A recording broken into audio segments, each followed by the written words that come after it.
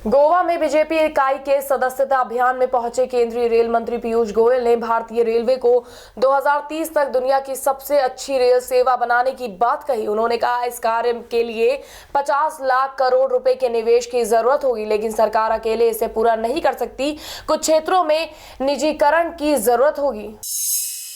आतंकी संगठन जैश-ए-मोहम्मद और लश्कर-ए-तैयबा के कैडर भारत पाकिस्तान की सीमा को छोड़कर अफगानिस्तान की सीमा में शिफ्ट हो गए हैं। इसके कारण भारत के राजनयिक मिशन और कार्यालयों को हाई अलर्ट पर रखा गया है। बताया जा रहा है कि ये कदम उन्होंने भारतीय वायुसेना द्वारा बालाकोट आतंकी कैंप पर की गई एयर स्ट्राइक के बाद उठाया है। पाकिस्तान की नेशनल अकाउंटेबिलिटी ब्यूरो ने विपक्ष नेता शहबाज शरीफ को तलब किया है। एनएबी ने शहबाज शरीफ को लाहौर वेस्ट मैनेजमेंट कंपनी भ्रष्टाचार मामले में 12 जुलाई को पेश होने के आदेश दिए हैं।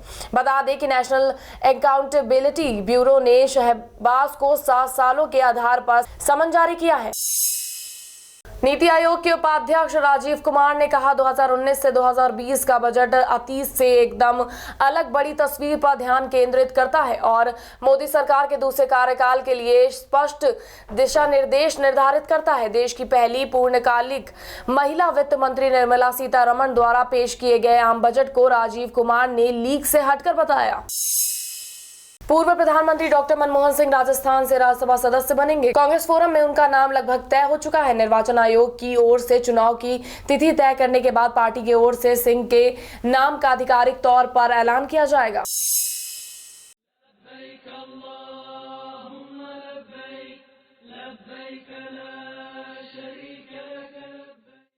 मेरा नाम मोहम्मद रियाज है। अब्दुल्ला टूर ट्रैवल के जरिए से हज उम्रा काम यहाँ होता है और यहाँ से सारी सुविधा इंशाअल्लाह अच्छी दी जाती है। अब्दुल्ला टूर एंड ट्रैवल्स लाया है सबसे सस्ता उम्रा पैकेज। मक्का मुनव्वरा और मदीना की जियारत हो या खाने पीने की सहूलत, रहने से लेकर ट्रांसपोर्ट तक सब कुछ करवाएंगे मुहैया आपकी सोच से भी कम दाम में। प्रगतिशील समाजवादी पार्टी के राष्ट्रीय अध्यक्ष शिवपाल यादव का बड़ा बयान सामने आया है। उन्होंने प्रदेश की कानून व्यवस्था को लेकर सवाल उठाए हैं। उनके मुताबिक प्रदेश में कानून व्यवस्था सुधारने की जरूरत है और भाजपा सरकार कानून व्यवस्था सुधारने में असफल रही है। बता दें, शिवपाल सर्किट हाउस में मृतक ग्राम प्रधान के परिजनों से मुलाकात करने गए थे, जहां पर उन्होंने प्रशासन से परिजनों को मुआवजा देने की मांग भी की थी। गुजरात में एक अदालत ने गौवंश की हत्या के आरोप में एक व्यक्ति को 10 साल की सजा सुनाई है। बता दें, मुकदमा दायर करने वाले पक्ष के मुताबिक दोषी सलीम चाडर ने बछड़ा चुराया था, बाद में उसकी हत्या कर दी थी। हालांकि गुजरात विधानसभा ने जून 2017 में गौवंश सुरक्षा नया कानून पास किया था, जिसके तहत गौ हत्या करते हुए पकड़े जाने 10 साल से लेकर उम्र कैद की सजा और 5 लाख रुपए तक का जुर्माना हो सकता है। और अब गुजरात देश का ऐसा पहला राज्य है जिसने गौ हत्या को रोकने के लिए इतना सख्त कानून बनाया है।